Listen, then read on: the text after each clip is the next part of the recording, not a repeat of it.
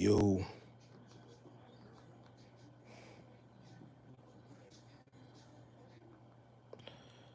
what up, what up, what up? Just coming in real quick. What's going on? Shout out to Rich Jew, Kelvin Birch. Just coming on to holler real quick. I know it's been a couple days.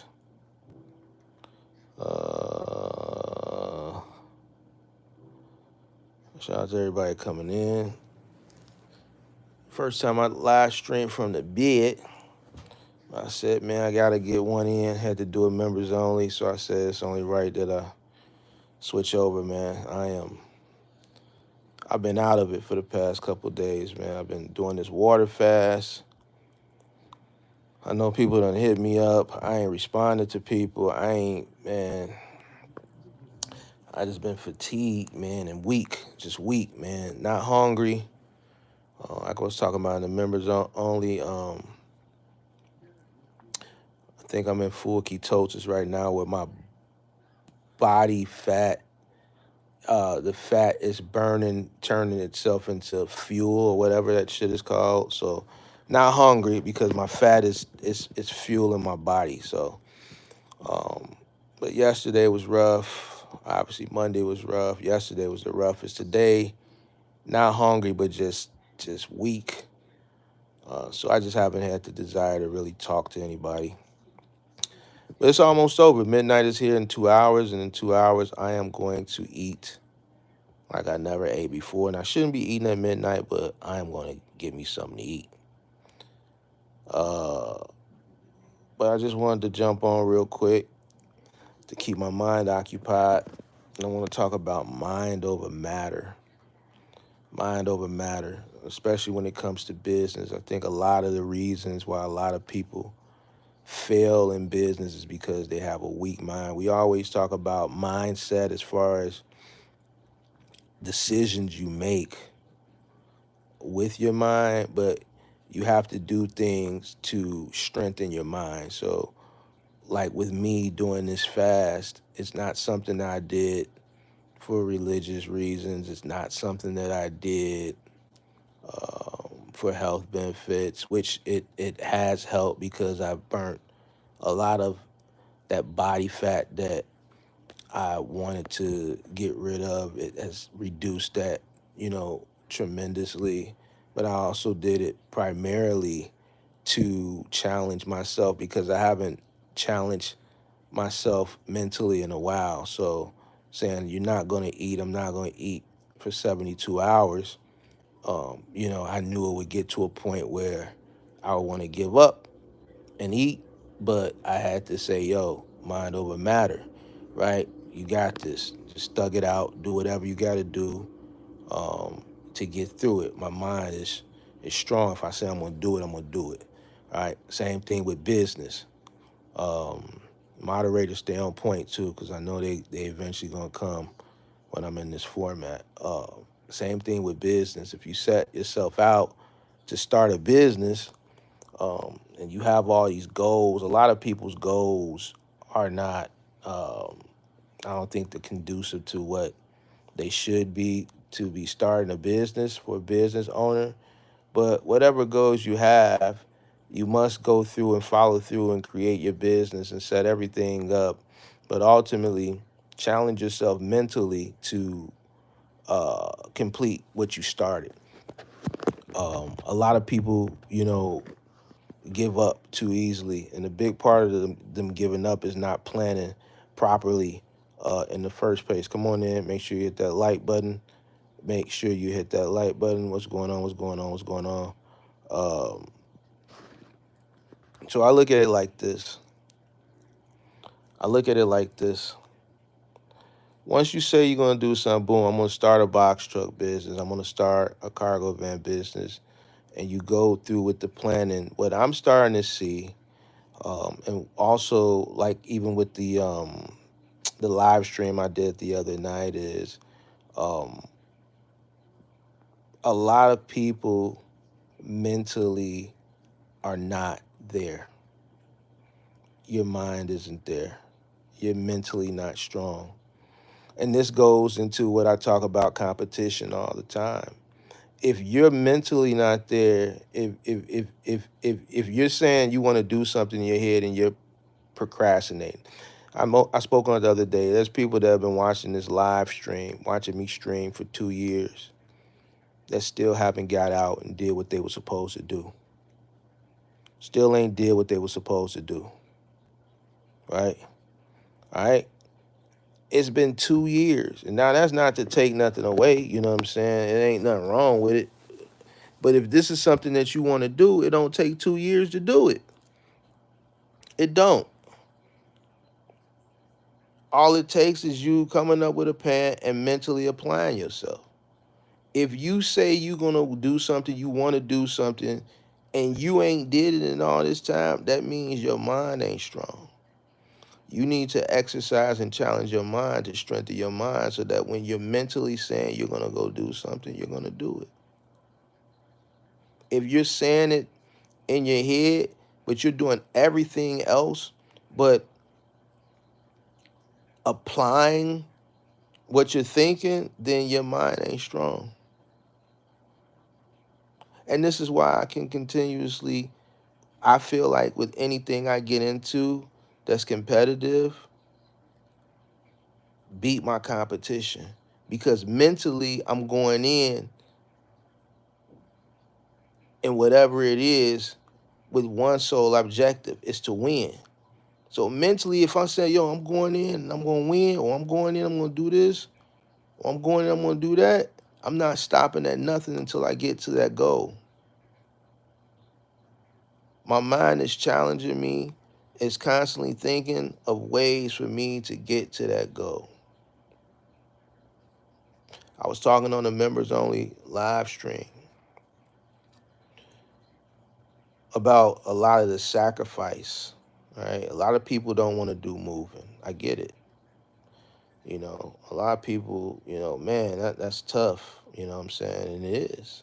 So you're talking about a guy who started a moving company at 30, right? Grassroots, scaled it, came off the truck 3 years later, had a moving company and a final mile company, two labor-intensive businesses. From 2013 to 2020, I was in the office. At 40 years old, a pandemic hits, uh,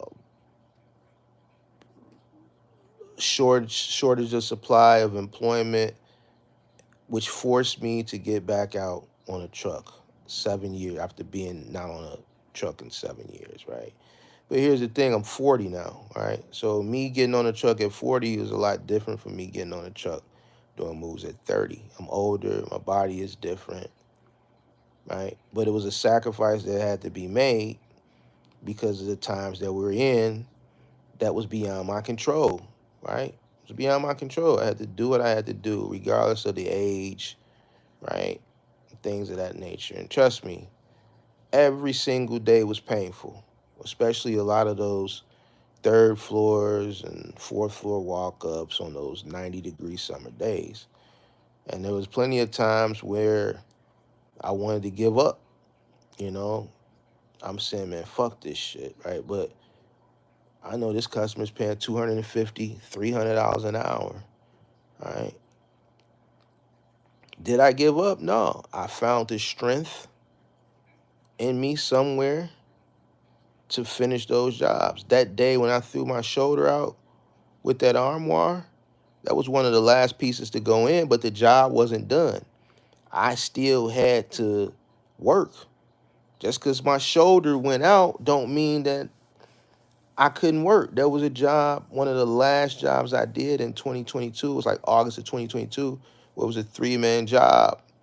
And one of my workers that I had hired during the pandemic didn't show up. It was a lot of fair weather people during that time. So I ended up having to do a 3-man job, which is me and another guy. And I ended up straining my lower back. And still half of the truck still needed to be unloaded. Now, the other guy couldn't unload the truck by himself. So I had to fight through that pain. Finish that job, drive all the way from fucking, where was I at? Way out by O'Hare Airport, Bensonville or some shit, back to the yard, park the truck, hop in my car, drive down from the yard, which is on the south side of town, back downtown, take a hot bath, soak. Then the next day I had to get up and go to urgent care because I had strained my back that much to the point where I needed muscle relaxer and shit like that. And I probably did more damage to it finishing the job because there was no third person there for me to just sit on the back of the truck and say, "Man, I'm done. I can't do it no more." I had to thug it out. And this guy had really, really heavy furniture going up to a second floor. All right. The only thing that got me through that was my mind, mentally. All right. It was a mental challenge. It wasn't a physical challenge. Right. If I would have allowed my mind to say, well, you know what, forget it, the job would have never got completed. We would have ultimately never got paid. So my mind allowed me, because I had a strong mind, it allowed me to muscle through the pain, right? By any means necessary, right? I didn't give up. I pushed through it. It hurt, but mentally I got through it. And that's why I just feel like a lot of people ultimately are lacking. People say, oh, I want to make this amount of money, I want to make that amount of money, but I ain't willing to do this or I ain't willing to do that. And I'm not talking about moving, and I'm not talking about final mile. You got people that want to run over the road that don't want to touch freight. Oh, I don't want to do no touch freight. Like, man, in order for you to get to a position where you can pick and choose what you want to do, at some point you got to do everything. At some point you got to do everything.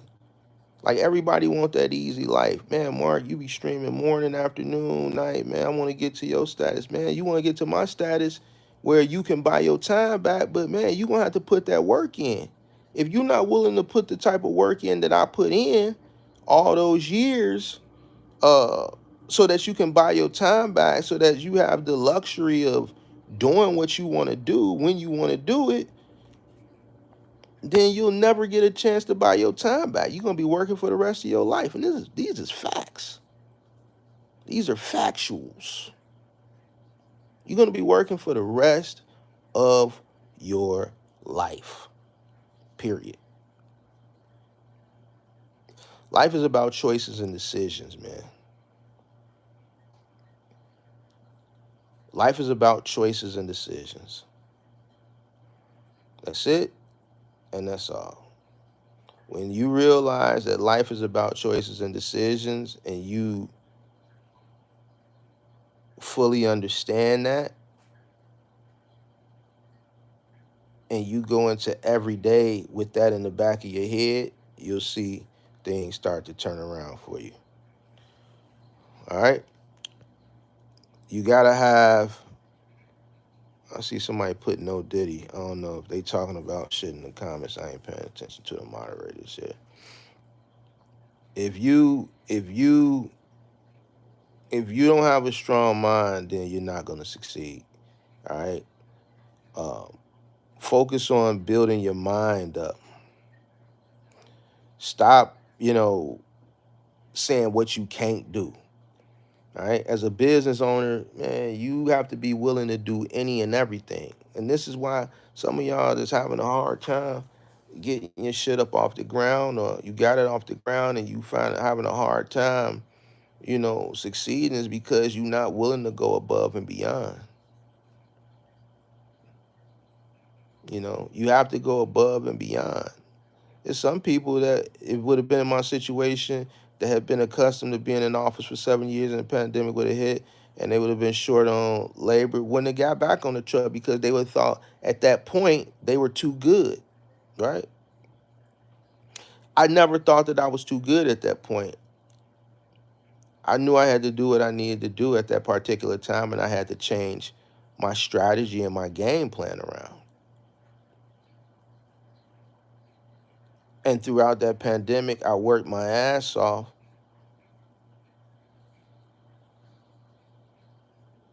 because it was necessary.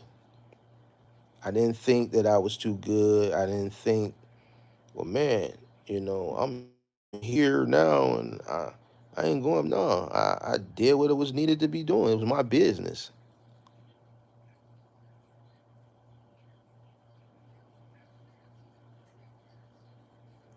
A lot of people listen to shit that they read or that they hear, and they complain. Yo, whenever there's blood on the street, it's opportunity. Right? In any situation, only the strong is going to survive. Right?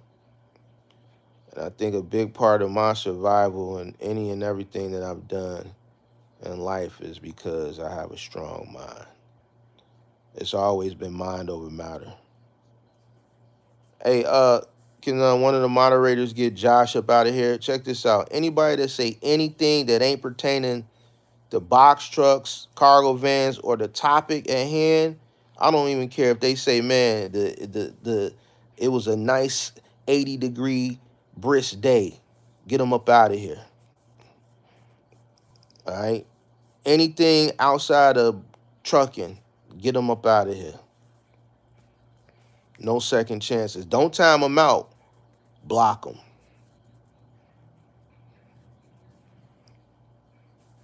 All right. Block them.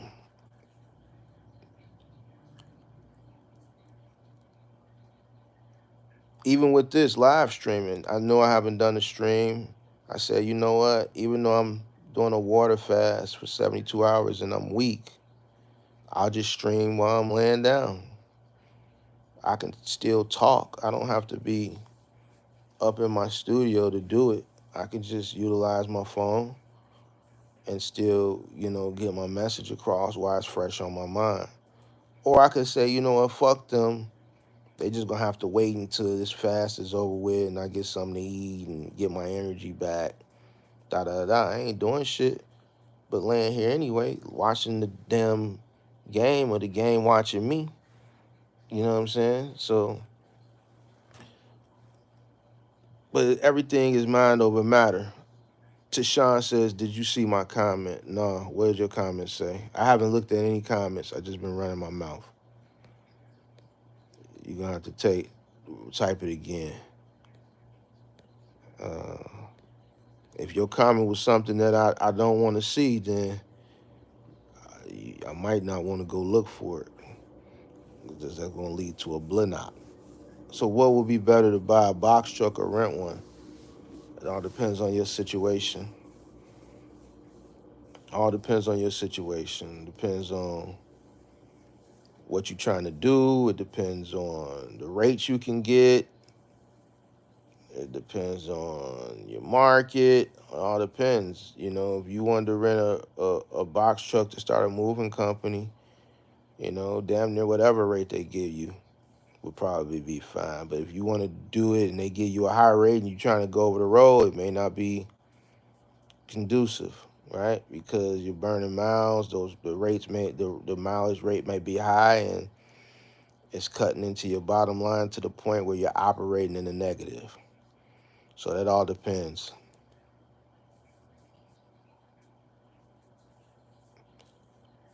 I'm taking my time to make sure I don't make any mistakes or impulse decisions. We're gonna do my final. So renting, there's a lot of people that have come into this industry renting, right? Within the past couple years that have, succumbed to the rates that they agreed to, you know. Um, I know there's people on the internet in the influencer space that say renting is better than owning a truck, and that's not true, you know. That's not true. You know, not everybody is fortunate to come into the business owning a truck from the beginning. In some situations, I say renting a truck is probably better so that you can get an understanding of the business, you know what I'm saying? But if the rate isn't right, then it's just not right. You know what I'm saying? If the rate isn't right, it's not right. I think a lot of people go into that weak mind that I'm talking about, don't have a weak mind. Deep down, they know the rate is high, but they thinking that, oh, well, I'm just going to get good paying lows or whatever the case that they think to justify for them to get that truck, or they just get it because they so excited and they so eager to get started, they just accept anything. And if you just accepting anything, you're making bad business decisions from the very inception of your business, which is ultimately gonna, lead to failure. The way you come in is the way you're gonna exit. You come in the right way, you're gonna exit the right way. And the only right way to exit is exiting on your decision to exit, right? If you decide to exit because you're retiring, profitable, you're selling the business, profitable, those are ways that you exit good, right? All right, if you exit not good, it's pretty much you getting forced out the business because you came into the business wrong, right? You met your demise early. You exiting because you don't have the finances to operate anymore. You're exiting because you're bankrupt. You're exiting because you don't have the working capital to carry on and sustain any longer, right? Um, so these decisions are very important from the very initial moment that you start your business. So what I would challenge you to do is do your research, create your business plan, do a market analysis, weigh, weigh the pros and the cons from all the different lanes that you can actually do with running a box truck, see which one fits best for you, and then start to look at the rates and see if renting a truck is going to be something that you're going to be able to do successfully and profitably starting your business. I watched that one video on your channel where you were giving advice on how to get good rates and what rates are good. Okay. So how do you charge by the mile or even come up with the number for your travel distance, not counting the load, or do you have to come out of pocket for your travel? So if you're asking about cost per mile, I got a video on cost per mile.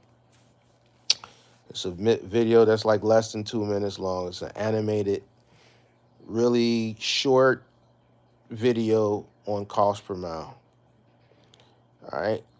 So I would encourage you to go watch that video. It's like a minute and a half long, which will help you determine what your cost per mile is. It's not so much if you're looking to run over the road or what you're going to charge. It's more so on what you're going to accept. All right. All right. You really don't have the leverage to let's say charge. It's more about what you're going to accept. So if your cost per mile is $1, you now know what loads you can accept. Uh, because you're in a competitive field when you're running over the road. So it's not more so that you can charge. You can charge somebody anything, but the broker is going to see who's going to be willing to do it for less. So yeah, you can charge whatever you want, but it's more so what you're willing to accept. So this is why I on this channel, and this is why this channel is different and it's unique from pretty much a lot of the other channels you see out there in the box trucking space, because uh, you see a lot of the same rhetoric and you see the opposite over here. I don't train people on what to charge. It's more what to accept. And I train people on how to set themselves up for success no matter what the economical climate is. I set my people up for success to compete, and not only to compete, but to win. Um, and the main objective of that would be to start your business from the very beginning with very, very, very, very, very low cost. So when you got people running around here saying, man, these guys are taking cheap freight, I say on the opposite, there's no such thing as cheap freight. Your cost is just too high. This is competitive, you know? So I set my people up to keep their costs down so that they can compete more viciously. So it's more so what are you willing to accept, more so than what you're willing to charge. I struggle with finding out my marketing industry in my area state. Do you happen to know how the competition industry is in Columbia, South Carolina as a whole?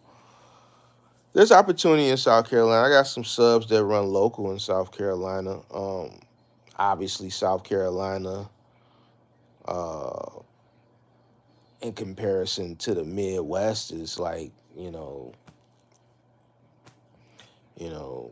not even a competition. But I mean, you have people that are coming out of Florida that sometimes have to come up to South Carolina just to get loaded so that they can get in a market where they can continue get better freight. You know what I'm saying? So it's you know, if you're looking to go over the road, I wouldn't say South Carolina is the best market for outbound freight.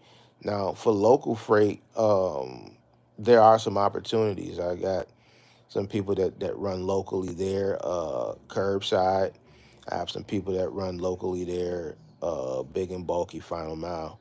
It's not that big of a market, but there is opportunity there. Obviously, if you're running OTR, you kind of want to work yourself out of that market and get over into the Midwest or a little bit farther west where the opportunities are more plentiful. I agree with you to an extent. I booked a load on a lane for 250, and next week someone booked it for 1900 off of Book It Now online. Some carriers do not know how to negotiate. Well, you got carriers that don't know how to negotiate, but then on the flip coin, you got carriers that operation costs are a lot lower. See, what a lot of these guys that are coming into the industry now, they're just not business people. They think about because they watch content creators that are new into trucking, into business themselves, and they look at it from one side of the equation. They look at it from their side of the equation. They don't look at it from the other side of the equation of what the brokers are looking to make money, and they don't look at it from the other side of the equation of their competition. You're booking loads off a load board. You're not the only person that's looking to book that load. There's other people that are competing for that load that are bidding on that load for you. So in order to be competitive, you have to make sure that your cost is lower. If I were to enter into this game, if I were to if I were to re-enter into this business right now, a lot of y'all would hate me. Y'all would hate me. I would make it my business every single day for y'all to hate me. Why? Because my cost would be so low because I know how to come into this industry with a low cost. Very, very low. And be highly competitive. The lows that a lot of people aren't willing to take, not because they can't operate that load uh, profitably, it's because they were told that they shouldn't take nothing for under X amount of dollars. Right? But guess what? Your cost to operate isn't everyone's cost. Your cost may be $1.75. Mine may be 80 cents. So that $1.50 load that you told that you shouldn't take, which you shouldn't take it anyway because your cost per mile is $1.75, which is high. And my cost per mile, let's say, is 80 cents, but I take it, or I take $1.40. You frown up on me because what you were told was that's too low. Well, who says it's too low? It may be too low for you, but it ain't too low for me. So that level of camaraderie that a lot of people think that they're supposed to have when they come into business is null and void. I'm looking at profit. So I'm gonna take it. I don't give a fuck what they say or what your cost per mile is. I'm here to compete. And not only am I here to compete, I'm here to win. I set my business up to win. I set my business up that we're going to be profitable no matter if the economy is in a boom or a bust cycle.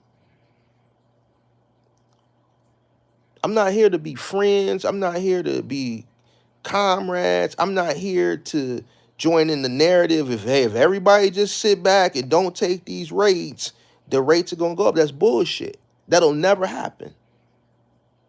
It'll never happen. You know why it'll never happen? And this is how I know what people in this space of content creation is educated and not educated, because I always say this whole marketplace of deregulation, when trucking was deregulated in 1980, it was done for this very reason, to create competition to lower rates. Prior to deregulation, it was regulated. One specific company owned a route and no one else could run it.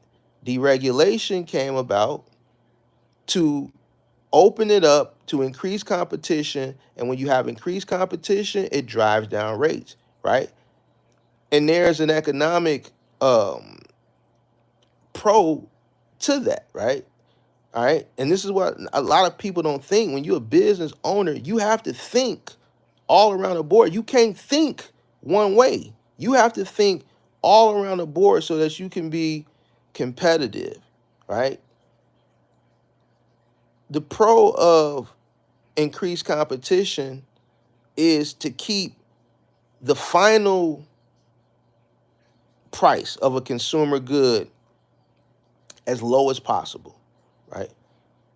If rates were to go up extremely high, like so many truckers want it to go, we'll be in a worse off position than we are now with inflation at whatever it is, 3%, 5%.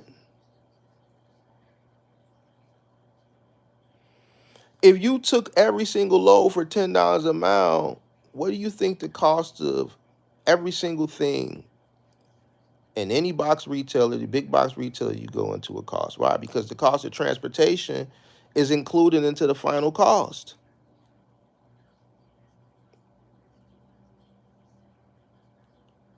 You got to set yourself up to win. And the best way to set yourself up to win is making sure your costs are low as possible so that you can compete on a high level. If you having a conversation and you're telling the person that you took a load for X amount of dollars, and you're not getting, man, you crazy, you messing this shit up, and you're doing it properly, your operation cost ain't low enough. Your operation cost ain't low enough.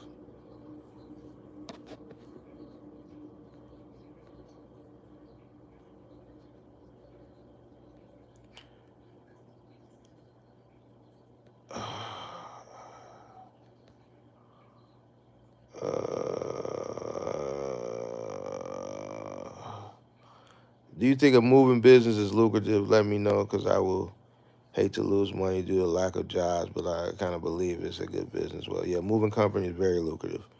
As long as you're at the right crew, in the right market, and you know what you're doing, right? As long as the claims ain't far exceed, you don't have an excessive amount of claims, then yeah, it's very good.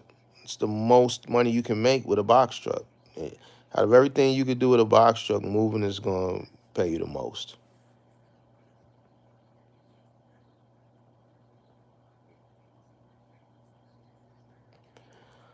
I told a broker the other day, I'd rather a deadhead 300 miles than take a load that low. Well, it all depends on what's low to you. What's low to you? What do you consider low? What do you consider low? See, that's the thing. Low to you may not be low to the next person. And that's fine. If it's low to you, it's low to you. But guess what? What I want a lot of people and what I train everybody to think on this channel, your cost ain't the next person's cost. That's why it's imperative that everyone make sure that their operational cost is as low as possible.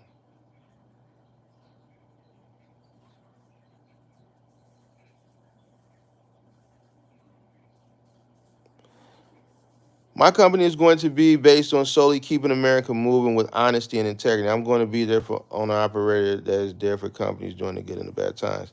And that's great, Amelie, but here's the thing. You have to be able to sustain in the good and the bad times. Right now it's considered a bad time. And guess what? If your operational costs are excessive, you won't be around to be there for the customers. This is why it's very imperative and important that you keep your costs down and that your costs are you are setting your business up so that you can compete. This is about competition, especially if you run an OTR. So you got a great mission statement there. Your mission statement is cool, but you won't be able to continuously bring that mission statement into fruition if you can't compete.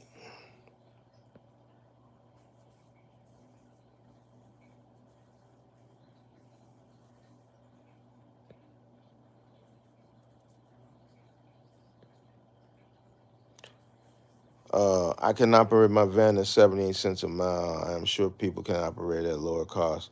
That's why I have multiple contracts and apps.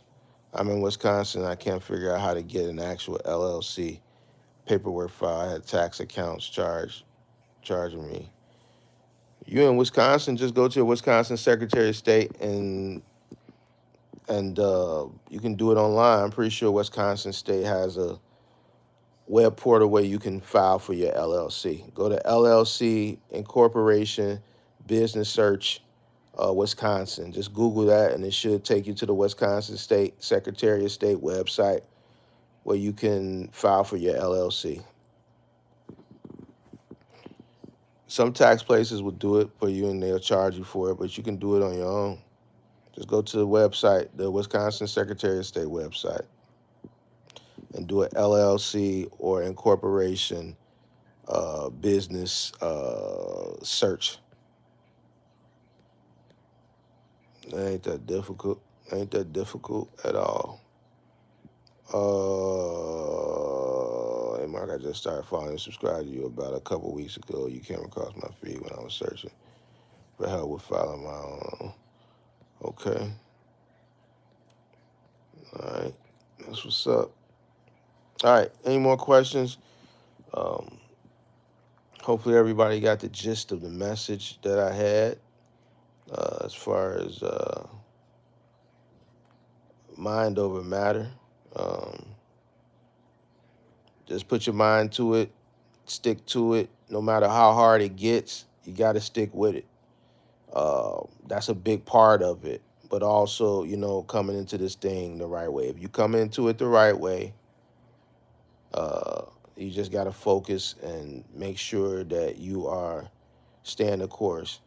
All that stuff that I've been hearing lately on the internet regarding trucking from influencers and shit like that, talking about things is this and that and it's easy, it's cap. Ain't shit easy about this shit. Nothing. No parts of it. All right?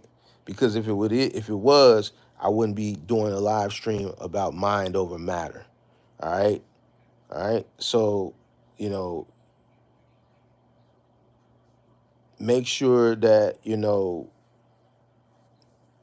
you do things to strengthen your mind. And as long as your mind is strengthened, it's going to continue to push you to go forward, no matter how hard things get. I did, but bro, getting some rest. The influencers who tell the industry don't take cheap freight are accepting those same rates and chopping the ignorance legs off and eating. Exactly, exactly. It's just like, what's that term? Um, People tell you What's that shit? I can't think of the damn phrase right now, but it's just it's like the same thing like in any business. Like even with like trading, you'll look at big institutions, they'll put out FUD in the market, fear, uncertainty, and doubt, right? And they'll say one thing, but they'll be doing another, right? They'll lead you and they'll pump fear in you so that you sell your assets so that they can pick them up for cheaper, right? So they're pumping fear into the market so that a flurry of people sell their assets to drive the market down, and they're going to be the ones to scoop it up, right? So it's the same thing in this situation. A person will tell you one thing, but they'll do another.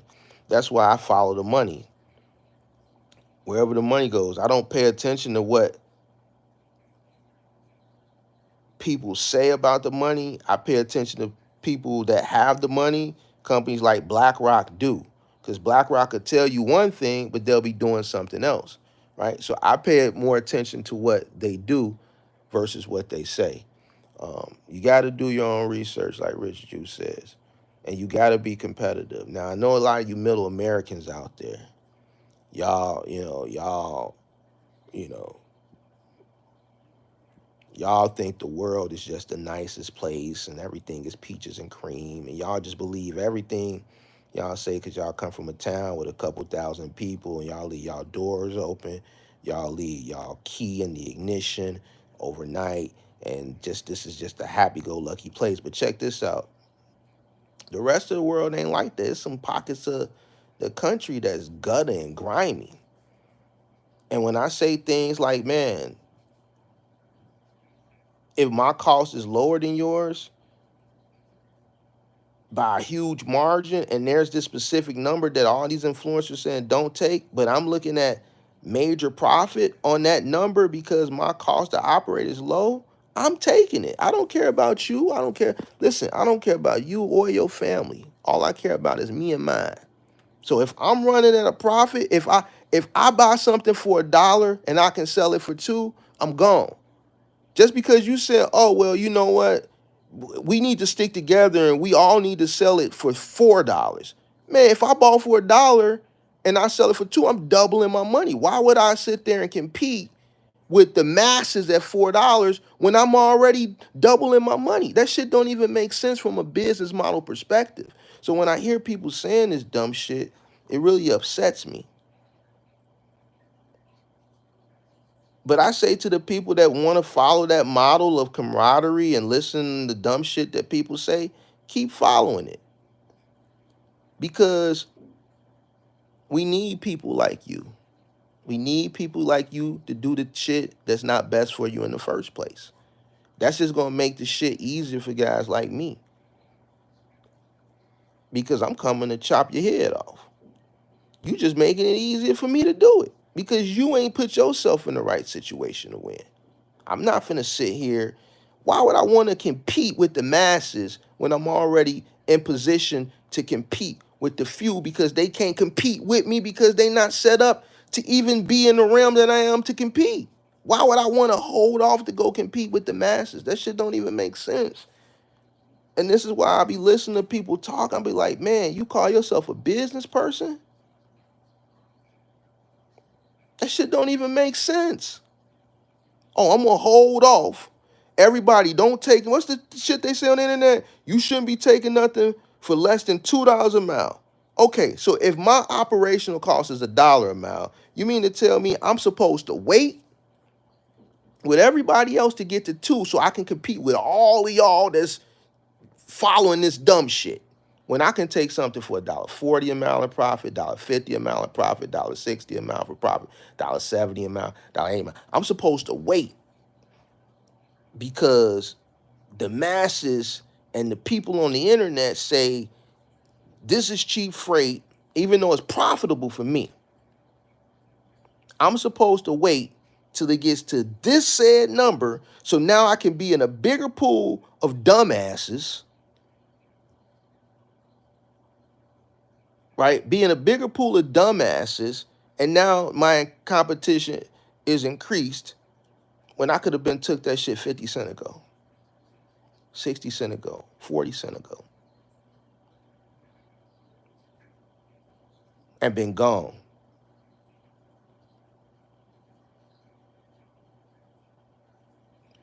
That's the stupidest shit.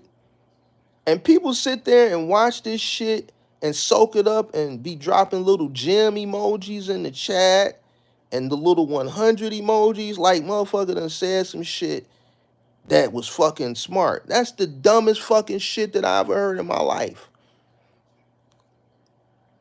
The dumbest fucking shit. Like Walmart is gonna fucking up the price of fucking Pepsi $1 because Target is charging it $1 more. The whole point of fucking Walmart to be cheaper is so that they can compete. How do you think they put every single fucking mom and pop out of business and a lot of your other major big box retailers that were around that are no longer around? There's some people in here probably too young to even remember. This is free market enterprise. This is business. The whole purpose of business is to set yourself up so that you can compete and win. Because guess what? Somebody could come open up the same type of business you got right across the street from you on your block and ain't shit you can do about it. You might have been on that block for 10 years. Got that block, that whole zip code, that whole area monopolized. But somebody may come with your same business model, open up right next door across the street from you, right? But because they got a slightly different business model, or they got a relationship with a different supplier, a different manufacturer, or let's say they got deeper pockets than you, even though you've been in business 10 years, let's say they come in with deeper pockets from you so they can order more product at a cheaper rate because they're placing a larger order, right? They can set their price point to the consumer slightly cheaper. So now that foot traffic that was going next door or across the street, they're cutting some of that foot traffic off at the pass. Are they supposed to open up across the street from you or next door to you and sell their shit at the same price? Of course not. Why? Because in most cases, the consumer is going to continue to go to what they know, what they're used to. In order for them to compete in business and cut that foot traffic off and open themselves up to new customers, they have to compete.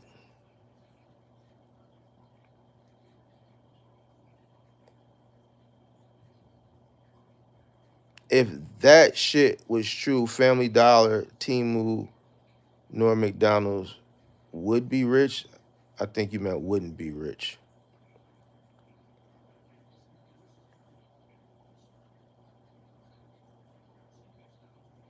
So it just is what it is. So um, is it better to lease than buy outright? People keep telling me not to buy, but the math not buy what? A truck?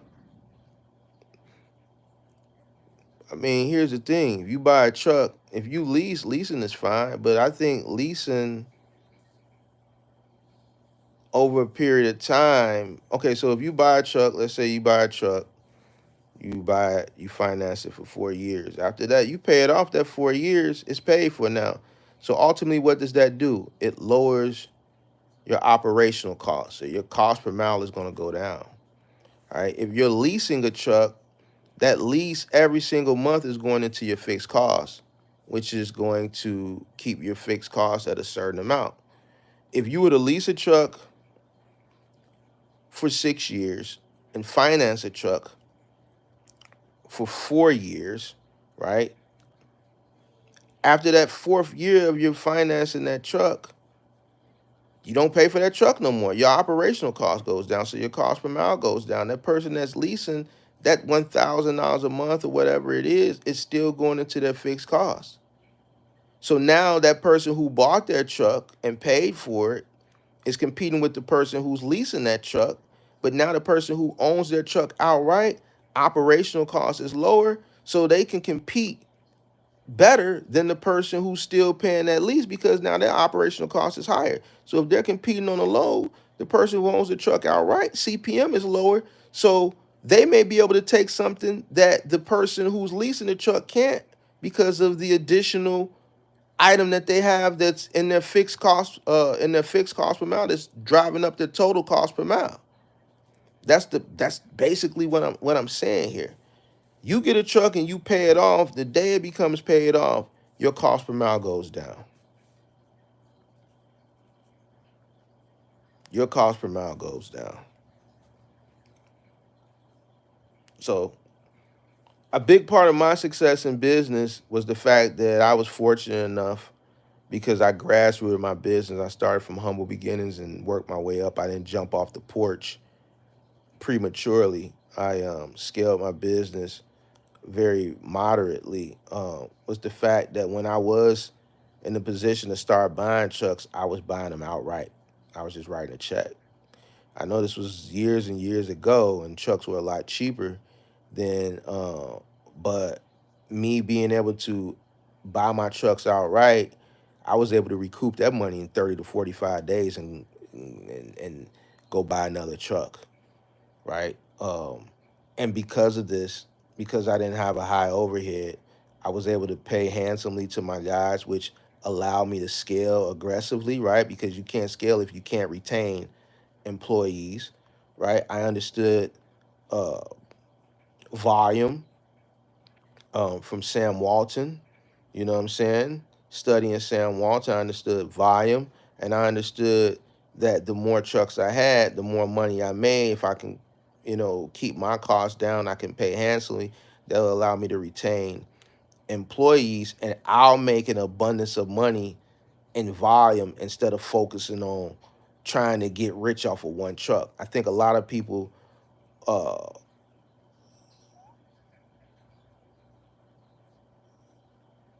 look at this the wrong way. Now, if you coming in where you only want to, focus on one truck, you don't have any plans on scaling the business, then you still have to follow that same model because you're competing, especially if you run over the road. And I just keep reiterating it. You're competing with the masses. So in order to compete, you got to make sure your costs are as low as possible, man.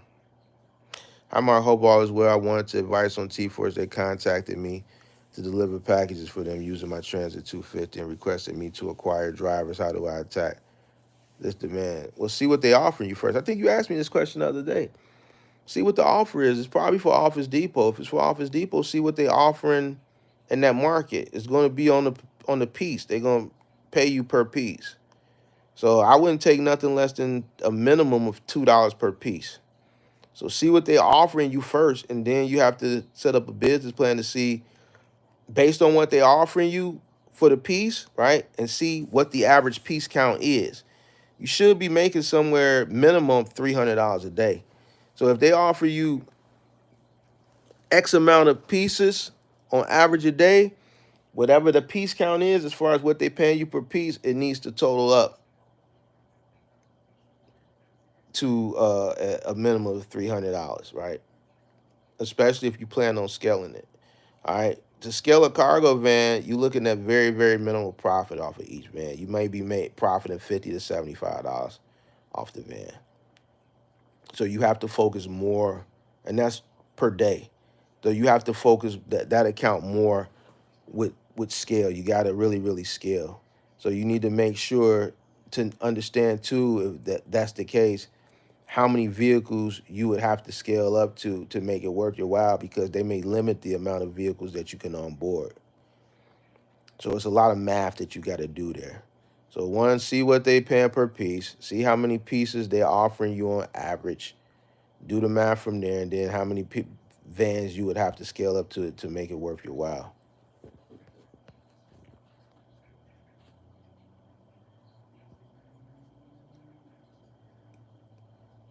Dude, I just quit my job. Okay, that sounds like a personal decision.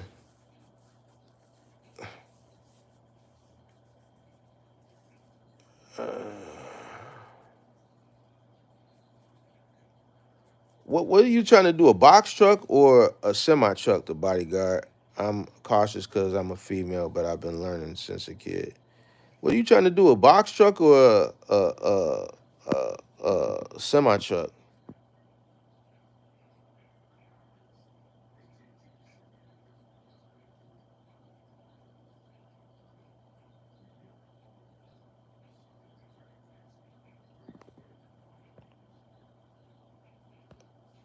the body professional. What are you looking to do?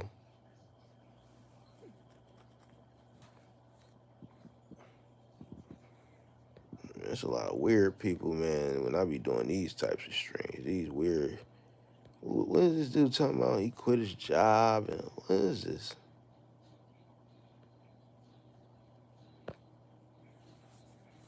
What is this, man? Semi for long runs, box for local. Man, I'm gonna be honest with you. If you're gonna come into the business as a semi truck owner operator in this current market, I would say go work for a company first.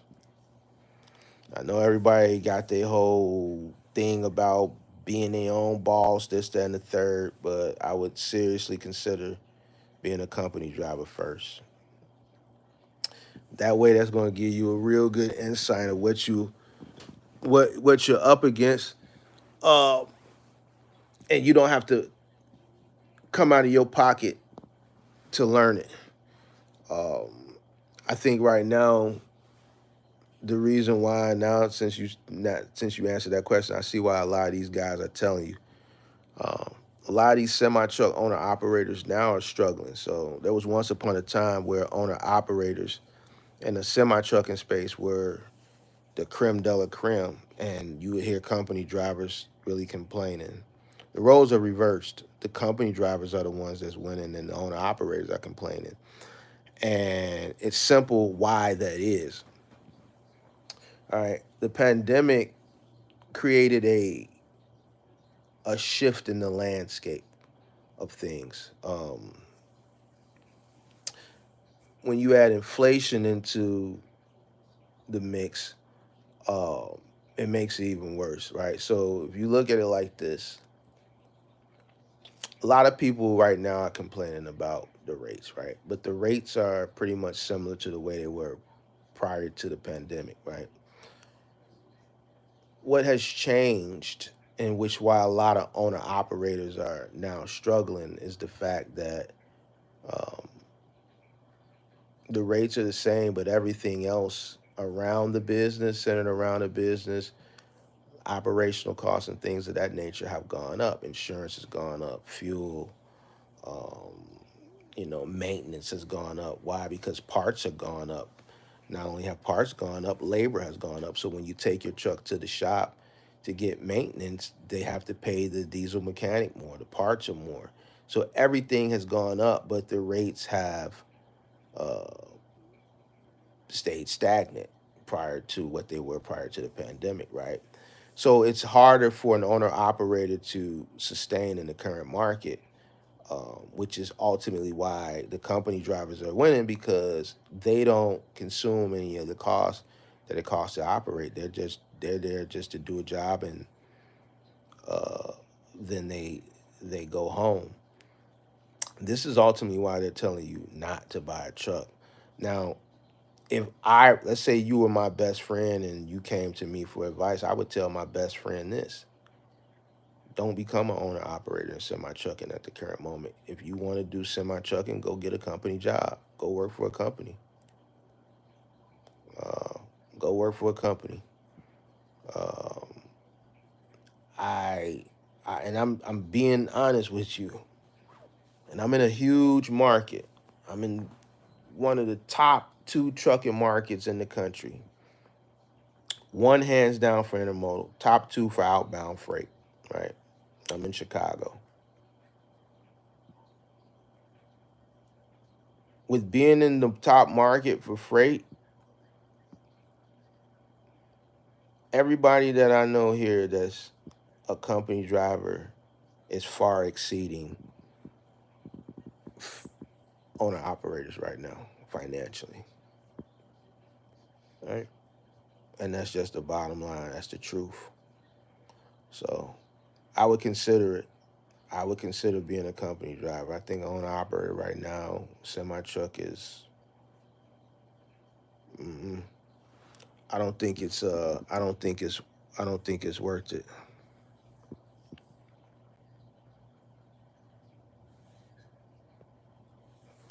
I'm just tired of working for people. I feel like the ladder of command is dumb, and I'm A company driver, a lot of what they do, poor communication, etc. Just blows my mind. Yeah, a lot of people say that now, and we've had this conversation on the channel before, previous. We have it a lot more often now, but hey, the younger generation now feels that way. But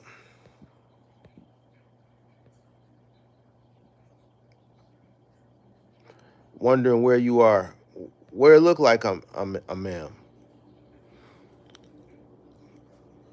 I'm minding my business. That's where I'm at.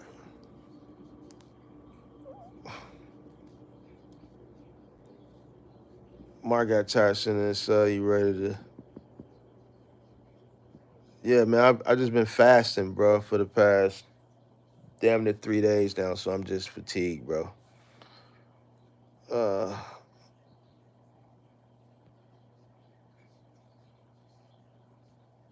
uh, yeah. So hopefully that answers your question about semi trucks. I think about going on operator. I never had a mentor. I'm skeptical because I feel like there's a lot of scams. What are your thoughts? There are a lot of scams. There's a lot of misinformation, a lot of misleading on the internet from creators and influencers. And I think ultimately that's due to them wanting to make a profit and selling mentorships. I don't sell mentorships, never did a mentorship. One, because I know I would make a lot of money doing it, but me, um, I just don't want to be bothered. To be honest with you, I'd rather come give the information for free, which is what I've been doing for the past 2 years since I've been on YouTube. But I think a good way to learn about the business is to consume information, right? Do your own research, right? Obviously, consume information um, from people if you like to, outside of doing your own research, and then going to the drawing board, taking the information that you've researched on your own and paralleling that with the research that you consume. Start weeding out the bullshit content creators and influencers that you know are bullshit by using common sense. If things sound too good to be true, then they are. Um, and then from there, taking the information that you've researched, coupling that with the information that you're consuming from trusted influencers that you found online, and then coming to your own conclusion and going out and doing what's best for you. If it sounds too good to be true, it is. Nothing comes easy in business, period, especially when you're starting, building, and scaling a business. So this is where your common sense has to weigh in and just find wholesome, true, honest people to consume that information from. Uh, Once you do get the information, you do your business plan and your competitive analysis, your market analysis, your mission statement, so on and so forth. Um, and you truly understand what you're investing in. A lot of the reason people fail is they don't understand what they're investing in. Once you do all this and you truly understand what you're investing in, you should be okay. You should be okay.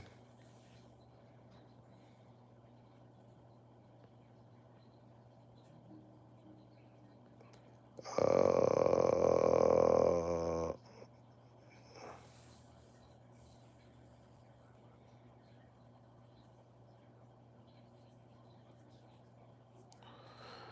Mandy said, owner operators who are still in the market, stay strong. Q3 is looking real good, Maine. Mandy must be from Chicago. Only people in Chicago say Maine. I'm a freight broker, and all things from broker margins to carrier pay has increased this quarter for us. I heard that last year, and I said I didn't believe it, and I was right. Q3 is July through the end of September. which is going to put us in a very critical point in the year with the election coming up the following quarter. All right, this is when I don't think Trump is going to go to any debates, but there's a lot of FUD that's centering around this election. All right, that's one. Two, the reason why I kind of disagree with you right now is Jerome Powell spoke earlier today, and it was good news and it was bad news. All right. Um, with that bad news, we're already seeing trends of people spending less money on essentials now. We're looking at grocery stores closing. So for Q3 to be better, and I'm assuming you mean better rate wise, I just don't see that likely. I think this year is going to be a repeat of last year, and I think what people see now is what they're going to continue to get for the rest of the year. The only thing that's going to turn things around in 2 months is uh, a rate cut. And after the Fed meeting today, listening to Jerome Powell, that's not going to happen. They're going to keep rates higher for longer, which created more FUD. So I don't see it. But we're welcome to come back in the end of September or somewhere in the middle of the third quarter to see if that is uh, what you're saying is true or not. I think competition is just going to get more fierce. The higher inflation stays at the current point, the lower consumer demand is going to be, which is going to ultimately increase competition on the freight side. It's simple to supply and demand. If you can't give me the reasons why you're saying rates are going to go up in Q3, then I can tell you why I think Q3 is going to be a repeat of the previous 2 quarters. Plan to arrange a call center.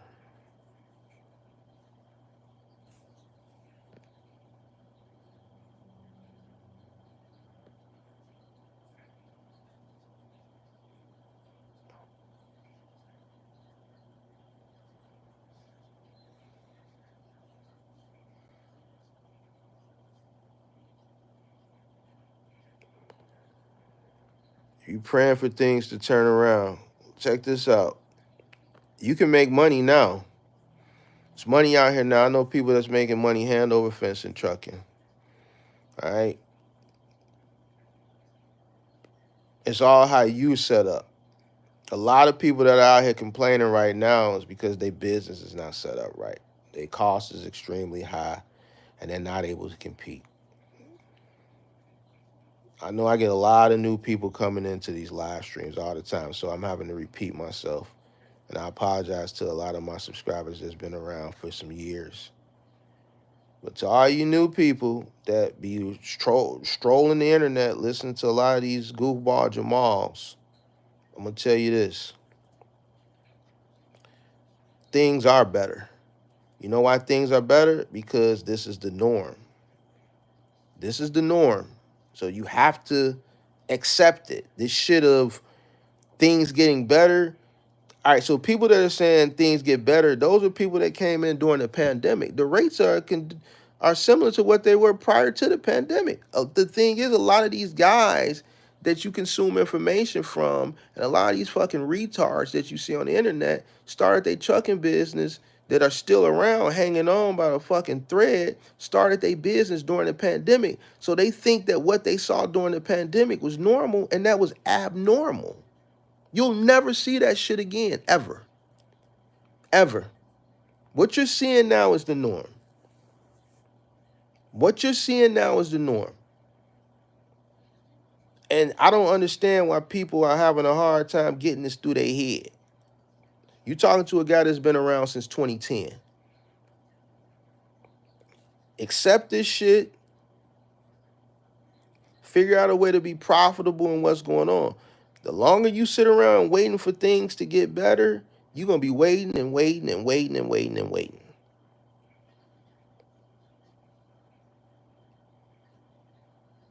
The only way to get some sort of a bump, which ain't gonna be much. I think people thinking rates gonna go to fucking $10 a fucking mile. You'll never see that. If you get any type of bump, it's gonna be very minimal. And for that to happen, consumer buying behavior has to change. And in order for consumer buying behavior to change, inflation has to go down to give people the ability to go out and spend more money so that freight can increase, so that demand can increase. Supply and demand, like shit just ain't gonna go up just because one day it just decides to go up. Listen, if there's no demand in freight, if there's less demand in freight and an overabundance of supply, competition is going to drive down rates. It's supply and demand. In order for freight volume to go up to somewhat scale to a point where it's meeting the supply at some point, people have to have the capital to go out here and spend more money, and that money is not there. It's not going to be there this quarter. All right, we just had the Fed meeting today. Like, if you're a business owner, especially in a business that's driven by a market like trucking, why are y'all not listening to the Fed? Why aren't y'all keeping yourself abreast of what's going on out here in the world so that y'all don't have to go listen to all these retards say this dumb shit and then come over here and get the real raw truth from me and then sit up here perplexed like, goddamn, that do make sense. This is shit that every single business owner should know and should be studying. You shouldn't be scrolling Instagram looking at the BBL chicks. You should be listening to fucking. When is the next time Jerome Powell speaking? What's the Fed talking about? Are we cutting rates? Are we keeping rates where they at, higher for longer? What's up with the job market? Is the job market softening yet? Are more people getting laid off? Y'all probably don't even realize the job market is too robust. So if the job market is too robust right now, which it is in the current economy, how do you expect rates to go down? We need to soften the job market, which means we need more people to get laid off. We need more people to get laid off, to go file for unemployment so that we can soften up the economy so that rates can go down, so that we can kind of get the inflation back to 2%, so that this extra money that people are now making, they can actually see it so that they can go spend it, so that they can, when they go spend it, that means there's more shit being manufactured, which means there's being more freight that needs to be moved on trucks so that things can get better. But to just say Q3 and then and hope and wish and pray with no fundamental reasons why, then, I have reasons why I can say what I say because I study the market. This is why people come to me and listen to me, because I've been doing this shit for 2 years and everything that I've said is always coming to fruition, whether it's good or bad. You got to know and understand what you're investing in.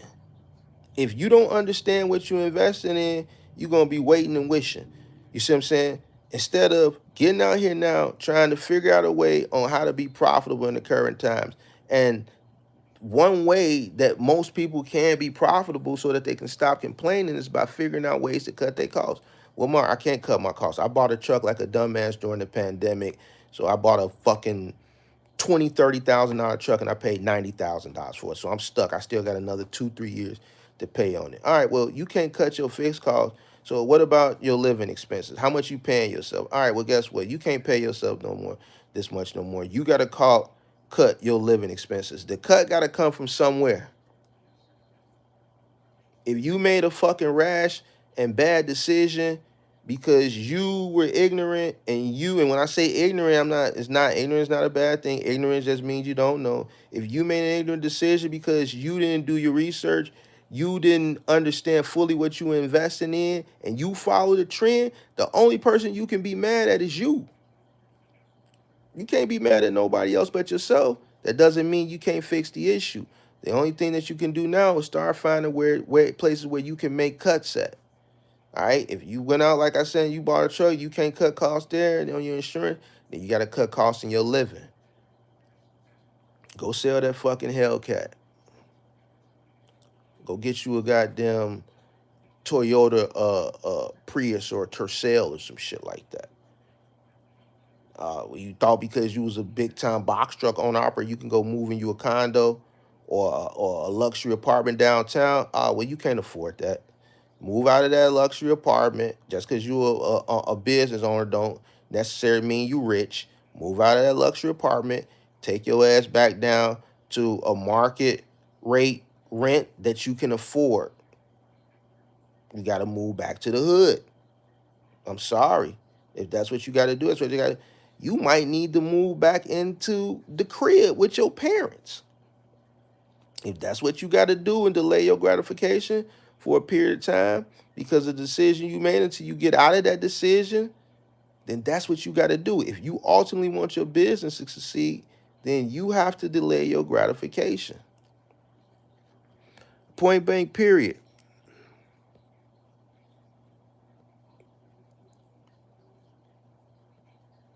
Hey, man, anybody say some dumb shit, get rid of them. I don't want to see no dumb shit on my timeline. I've been getting my electrolytes. I bought some water with some electrolytes.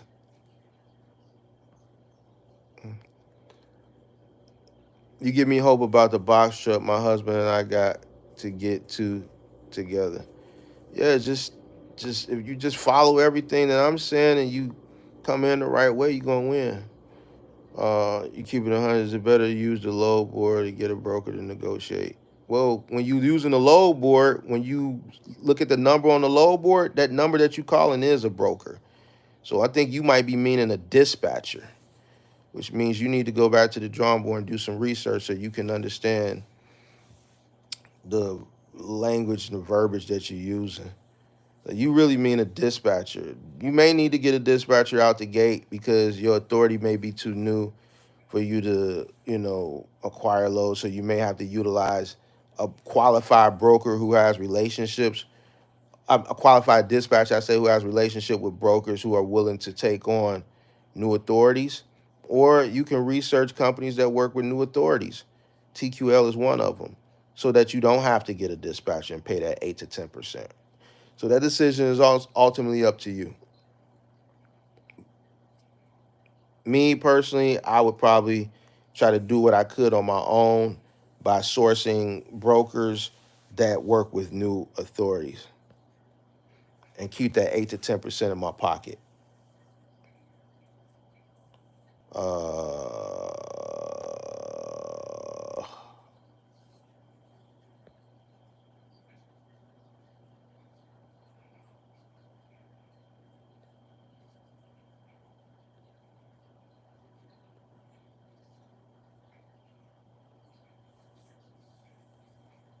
Jerome also said there's a chance of another hike and we might not see cuts to after election. So Jerome promised us 3 cuts. We're definitely not going to see 3 cuts this year. We definitely not going to see a cut, if any. You're right. Prior to after the election, you're right. Which means if we do get a cut after the election, that's only going to be one. In comparison to what he originally said at the end of last year, 3. And if things continue to go the way they're going, or if we see a spike in inflation, yeah, if they raise rates, then that's more FUD, meaning that Q3 scenario that the person mentioned earlier is going to even be further from reach. If rates go up, then Q3 definitely ain't going to get better. Q3 ain't going to be no different than Q2. But based on the information that's out there now, Q3 is not, you're not going to see better results than what you're seeing now as far as freight, as far as the rates are concerned. So, yeah, that's why I don't understand. Like this hoping and wishing is that's why we don't run off hope over here. The data is right there in front of you. All you gotta go do is look at the data, look at the consumer buying behavior, look at what's going on in the market, listen to Jerome Powell. Listen, if rates are gonna be what they are, then no, I'm looking at grocery stores fucking shutting their doors in the middle of the day. Lock the doors. At noon, we can't make it. We can't make all the managers, all the stores, lock the doors. So if this is going on, I don't understand where and why people think shit is just gonna magically get better. Like how? Okay, so rates are gonna go up. Where's the freight gonna come from? It's not gonna happen, man.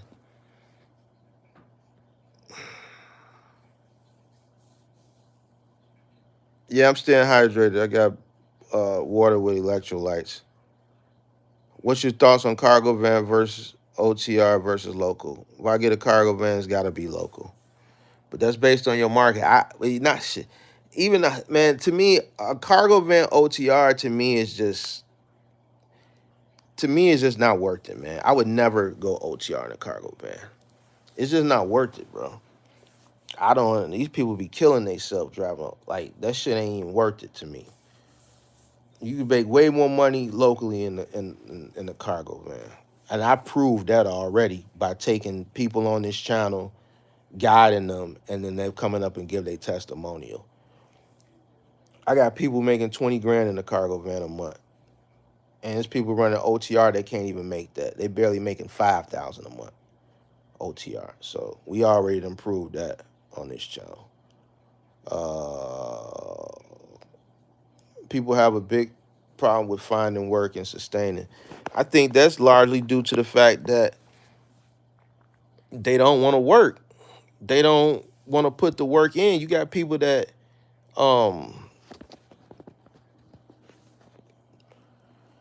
they want to be picky. Like, man, I don't get why people that are just starting a business feel like they entitled and shit like that. Well, oh, I got a box truck, but I'm only doing no touch freight. Man, who the fuck is you to say what you want to do and don't want to do, man? You on the new. If you got to take a pallet jack and crank this motherfucking pallet up and pull it onto a goddamn dock and do the same thing and reverse load your truck or whatever the case may gotta be, what's the difference? So you want to sit there back into a dock and let them do all the work for you? All right, fine. All right, Mr. Entitled or Mrs. Entitled newbie, you going to be the person that's going to sit around and stay complaining because there's going to be somebody out there that's going to be willing to go above and beyond for their business, and they're going to beat you every time. And this is why you got people complaining. See, that pandemic fucked a lot of people up, man. It fucked a lot of people up. It fucked a lot of people's mindset up. And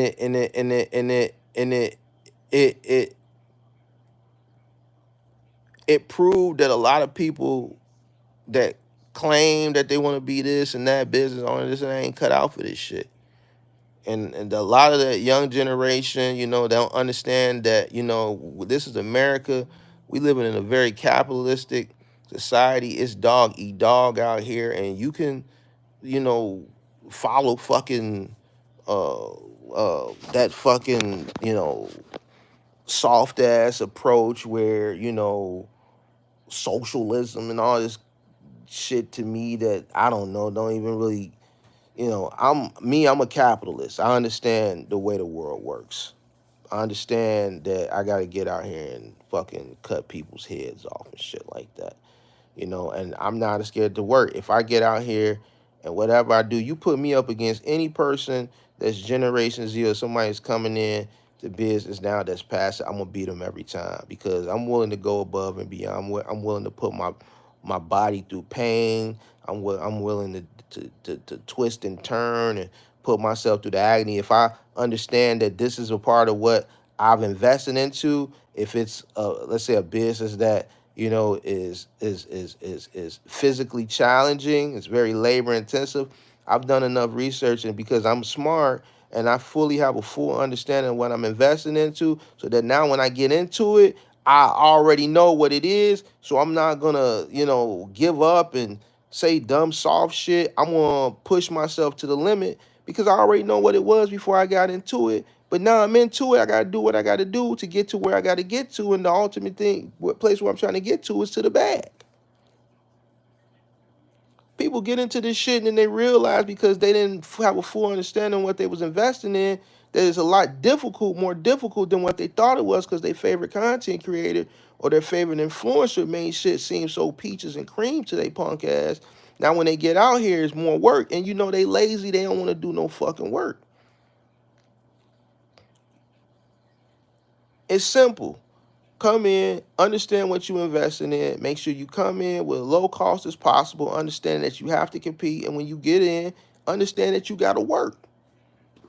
No ifs, ands, or maybes. If you watching me right now and you think you finna start a business and you want to start a business, your whole objective is to start a business because you want to get away from the rat race because you tired of working. Let me tell you something. You're gonna fail. You're gonna work harder starting a business than you ever did for any company. Period.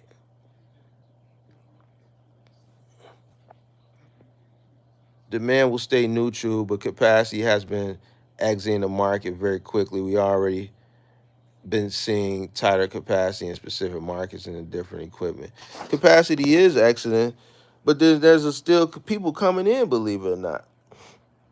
But capacity is excellent. Capacity has been excellent um, since pretty much 2022. Um, but the reason why I think the rates are going to be the same is primarily due to the economy. Even with uh, capacity steady decreasing, the economy isn't getting any better. We're seeing, and my research is showing that people are even cutting back even more right now. People are starting to cut back on essentials. So I don't see Q3, me personally. I mean, we still got what is this, May? We still got another month to July, month and a half, 2 months to July. So we'll see. I think it's gonna be similar to what we're seeing now. It's just too much uncertainty for the rest of you. You got a major election, probably one of the most important elections that we've seen in a while, which is a lot of FUD and inflation. None of the other markets are doing good. It's just not. It's just not. It's just not.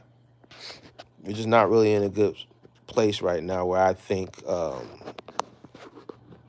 rates are gonna go up.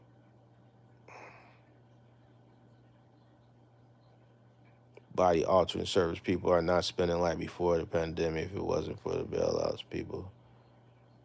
Um, One thing is the pandemic showed me I need to be able to withstand the times. Trucks will be moving when planes and trains won't. You know something else that I'm seeing a trend on? Um, I see a lot of people using intermodal too, going to intermodal more than trucks.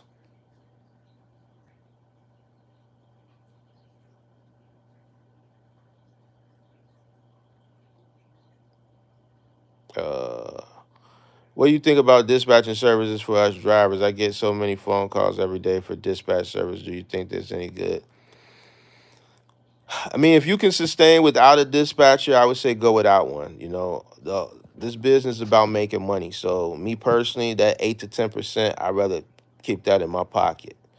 If it's gonna take me a few extra, minutes out of the day to find and source my loads to keep 8 to 10% in my pocket, then that's what I'm gonna do. The objective is ultimately to make money. Now you could look at it from a point where this person is making life more easier for me, but would you rather life more easier or would you rather make more money? Me personally, I'm all about the money. So if I gotta do something that takes a little bit more time out of my day and work a little bit harder, and I'm gonna be rewarded with that time, with more money, then me personally, I'd rather keep my 8 to 10% in my pocket, and make more money.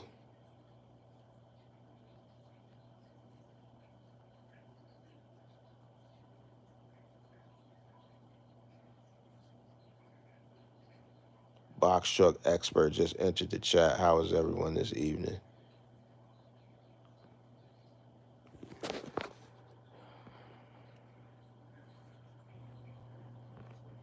Um,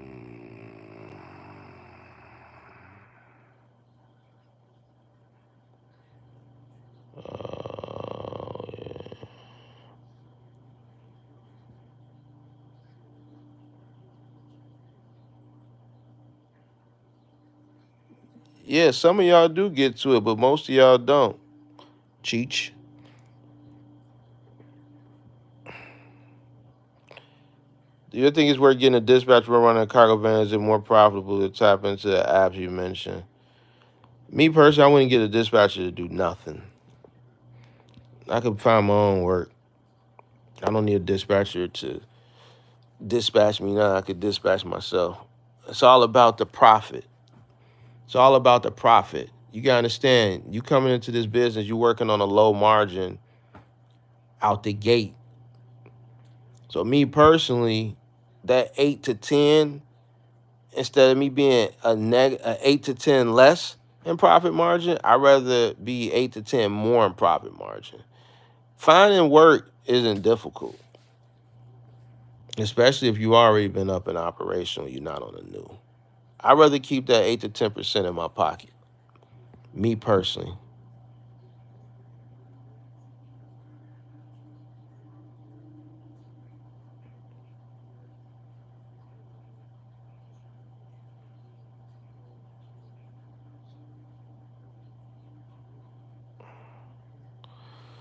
I so enjoyed this live. So excited to meet you. Appreciate you. Best of life. Yeah, so all right. I think I got my message across this evening. All right. So I appreciate everybody for tuning in. Make sure you guys,